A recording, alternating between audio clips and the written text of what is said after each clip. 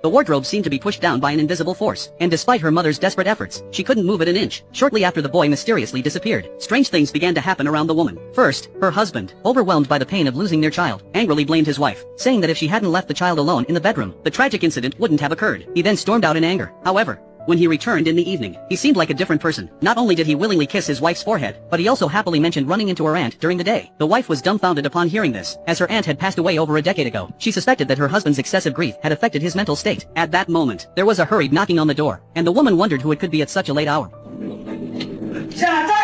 It was her husband's voice, and she looked in horror, covering her mouth, towards the living room. Her husband, who had just been sitting on the sofa, was nowhere to be found. The woman quickly ran to open the door, instinctively taking a few steps back. As soon as her husband entered, he began to angrily berate his wife.